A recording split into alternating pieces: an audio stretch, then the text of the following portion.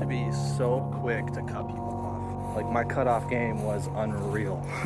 But this was ultimately me being led by my ego. So there's a very impactful question that you need to ask yourself, and that is, what would Jesus do? Jesus would never close the door on anyone. If Jesus had social media, he would not block anyone in order to protect his peace. And so for so long, I've been safeguarding my peace, cutting people off, shutting people out, and telling myself that I forgive them, while at the same time cutting the cord. So what would Jesus do? He would forgive, and he would understand that nobody's perfect, but Jesus also sees every person as his own child. When someone does you wrong, your ego wants to take over so that you remain in control instead of letting God take control. And so what do? You cut these people off to protect your peace. But that's not really forgiveness. That's just you telling yourself that you forgave them. It makes you feel better about yourself. It makes you feel like you're still on top. Somebody close to me told me that instead of being disappointed in someone, you need to hold the vision of the potential that you see in them, the person you know they could be, while also accepting them for who they are. And this hits so deep because that's just deep, but it's very meaningful, and it's real, it's true. That's what Jesus would do. Jesus literally prayed for the people who crucified him. He said, "Father, forgive them, for they know not what they do." Jesus was a perfect man. I'm not perfect, you're not perfect.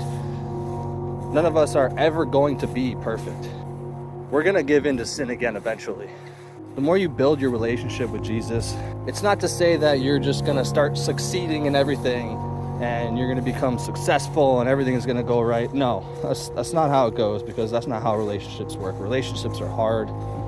But the more you build your relationship with Jesus, the less you desire to sin. And this in turn brings you happiness and joy and peace and love and comfort. Not always comfort.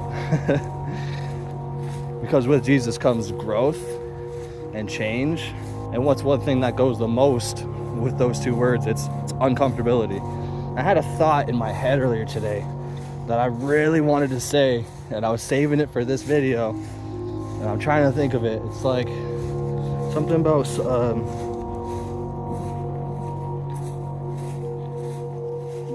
my relationship with Jesus doesn't mean that I succeed in everything I do.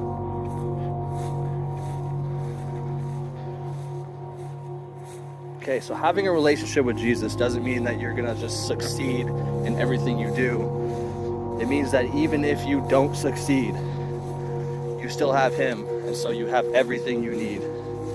We all go through hard times. Hard times never stop coming. It's just one thing after another. And if you're smart enough to learn from your lessons, all you do is move on to the next one, or you repeat the same cycle.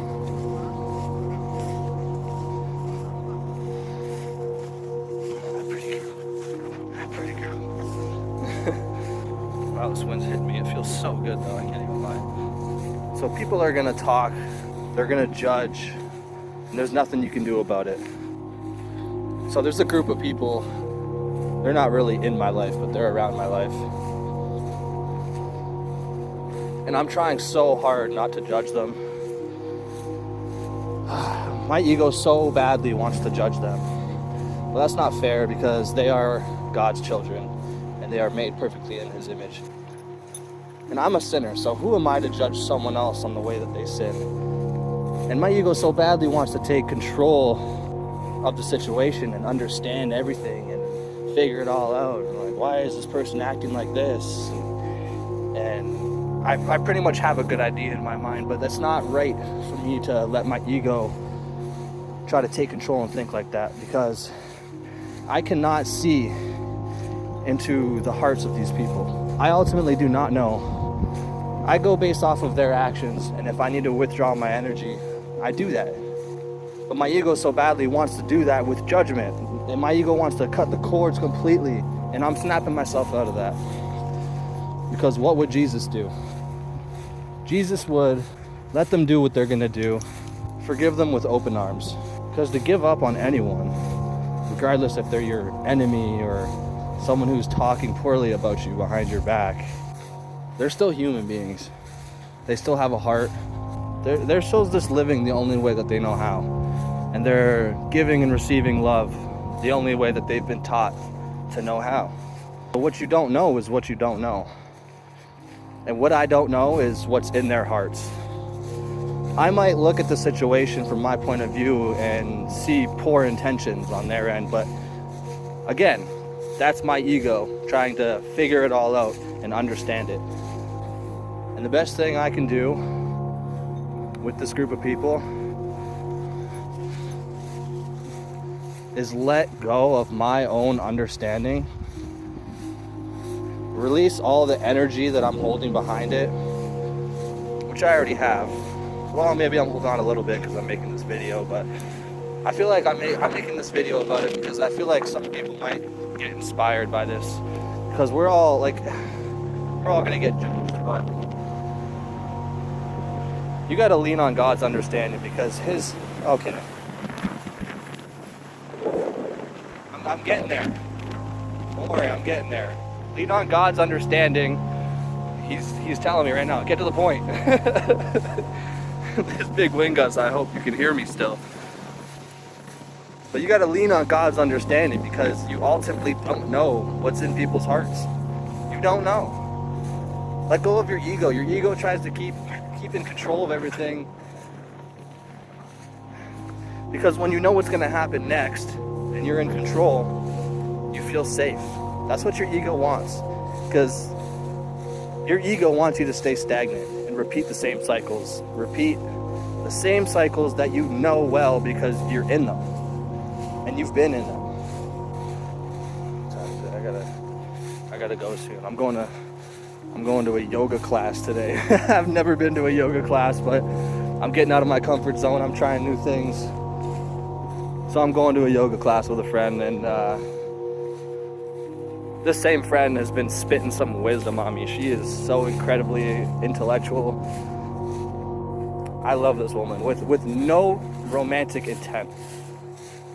Man, that's another thing. It's like, I live in a generation that is so sexualized. Like, I'm out here trying to give unconditional love and spread peace and happiness and love, and I feel like I can only do that with the older generations, because with them, not everything is romantic and not everything is sexual. It's like, I would love to spread love and happiness to younger people, and it just seems like everyone takes everything as romantic intent. It's like, oh my goodness. I'm learning myself how to give and receive unconditionally. But man, I just see people, I feel like they take my unconditional love as sexual intent. And here I go again in my head. See the way I'm looking down and I'm thinking? That's my ego trying to understand everything. God, I leave it all to you. I let go. I release everything. I release everything that I understand. And I lean on your understanding, because your understanding is infinite and wise and graceful and just so loving and just perfect. And I trust that you will help me understand in time. But right now, I'm just going to live my life and continue to love unconditionally, to give and receive love unconditionally, because there are people in my life who love me unconditionally, and I'm so grateful for you guys. You know who you are. Wow, I have crazy hair right now because of this wind. Oh my goodness, I don't even care. This was usually such an insecurity of mine, but I'm learning to let those go too, because Oh man, I could sit here and talk all day. But like, an insecurity is literally like, I'm the only one thinking about this. Even if I were to talk to someone right now in person and they look at my hair for a second, they're not going to go home later and think about, oh, his hair. You know what I mean? So your insecurity might not be your hair, but whatever it is, you're the only one thinking about it. Everybody else is ultimately thinking about themselves. So just let go and let God, because He knows all. You can lean on Him with everything. No matter what you're going through, He is there with you. No matter what you lose in life, no matter what you don't have, He is there with you, so you have all that you need. Before God made David a king, He didn't give him a crown. He gave him a giant. Shout out Mike Malagies. He says that in so many of his videos. And it's, oh man, that guy makes my freaking morning every morning. I wake up, I cuddle with Kita, and I watch some Mike Malagies videos. He's such an amazing soul. I love that guy. Anyway, I'm rambling like crazy. I gotta go home, get ready for yoga. But that being said, I love you, and God bless. Kita over here. Crazy girl.